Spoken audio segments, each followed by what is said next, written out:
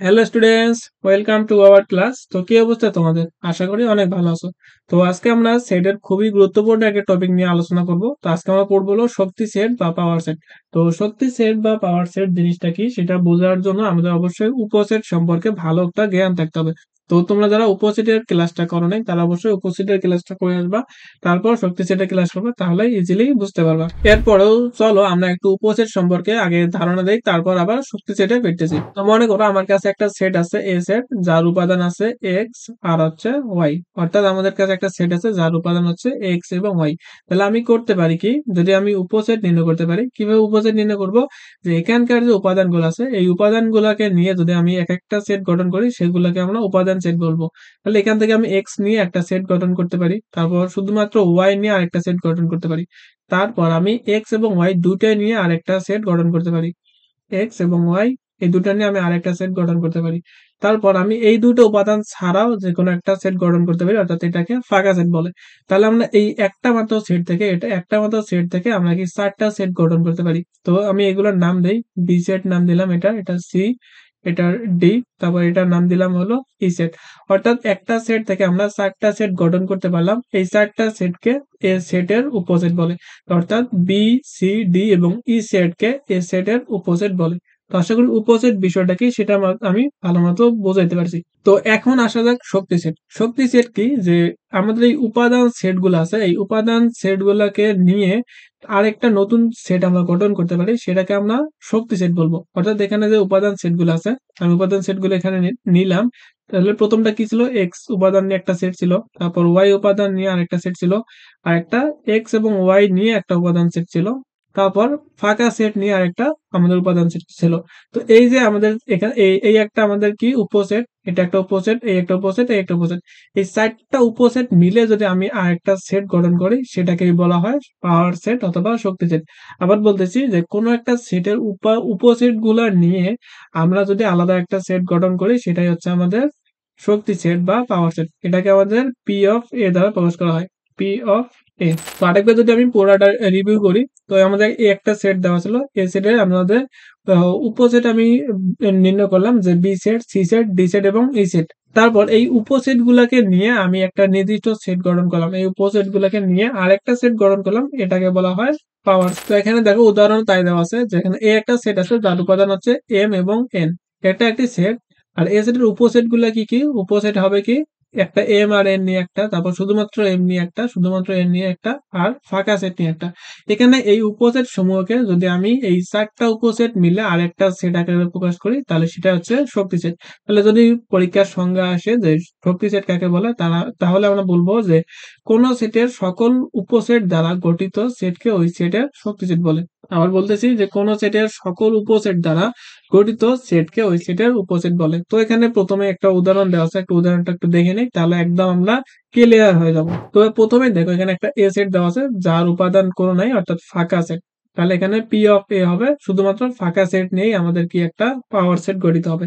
তারপর আমাদের আরেকটা বি সেট দেওয়া আছে। তো বি সেটের উপাদান দেওয়া আছে কি এ।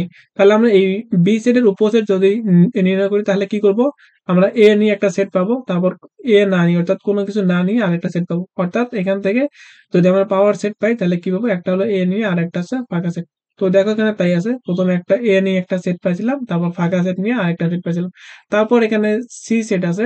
এই সি সেটের উপসেট আমরা কি কি নির্ণয় করতে পারি, প্রথমে আমি এ নিয়ে একটা উপসেট পাবো, তারপর বি নিয়ে আরেকটা উপসেট পাবো, তারপর এ এবং বি এই দুটা নিয়ে আরেকটা উপসেট পাবো, তারপর আমি এ এবং বি এই দুটা ছাড়াই আমি আরেকটা সেট গঠন করতে পারি, সেটা হচ্ছে ফাঁকা সেট। তাহলে এই যে আমি চারটা উপসেট পাইলাম, এই চারটা উপসেটকে নিয়ে যদি আমি একটা সেট গঠন করি তাহলে সেটাকে পাওয়ার সেট বলি।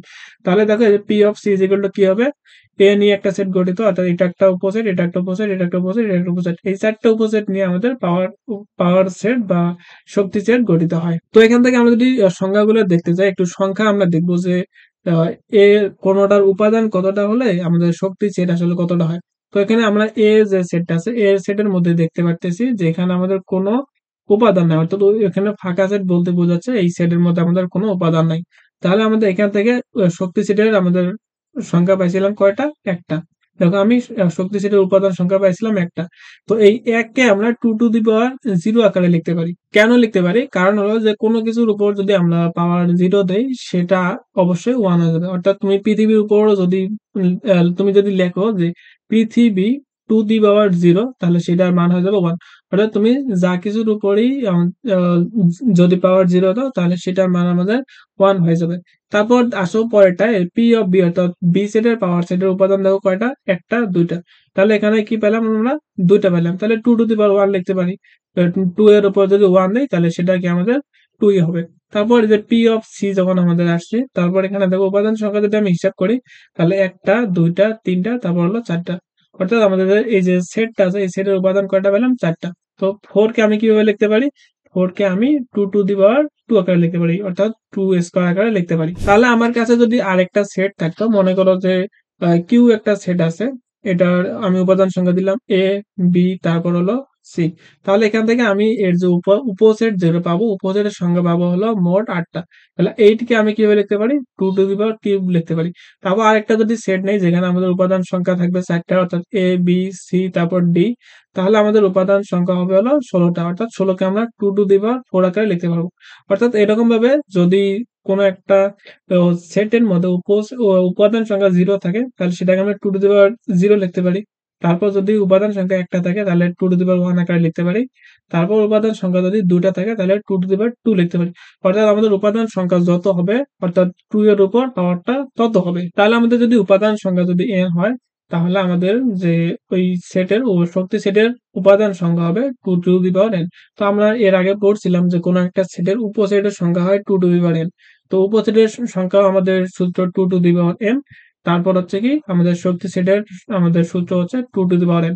এখন যদি পরীক্ষার প্রশ্ন আসে যে মনে করো যে এ একটা সেট আছে যার উপাদান সংখ্যা হচ্ছে 10টা। তো এখন যদি বলে যে এর শক্তি সেটের উপাদান সংখ্যা কত হবে, তাহলে আমরা লিখবো যে 2 টু দি পাওয়ার 10। তাহলে যেটা অ্যান্সার আসবে সেটা অ্যান্সার। তারপর আরেকবার যদি বলে যে হচ্ছে যে আমার একটা সেট আছে কিউ সেট যার উপাদান সংখ্যা হচ্ছে 100টা, তাহলে এর শক্তি সেট কত হবে? তাহলে আমরা কি লিখবো? 2 টু দি পাওয়ার 100। তাহলে যেটা অ্যান্সার আসবে সেটাই আমাদের অ্যান্সার। তো আশা করি শক্তি সেট নিয়ে ভালো মতো বোঝাতে পারছি। এর পরের ক্লাসে আমরা ক্রোম জোন নিয়ে পড়াশোনা করব। তো ক্লাসটা কেমন লাগলো সেটা অবশ্যই কমেন্ট বক্সে জানাই দেবে এবং ফ্রেন্ডদের মাঝে শেয়ার করে দিবা। আর আমাদের চ্যানেলটা অবশ্যই সাবস্ক্রাইব করে রাখবা। তো পরবর্তী ক্লাসের জন্য অপেক্ষা করতে থাকো। ততক্ষণ পর্যন্ত আল্লাহ হাফেজ।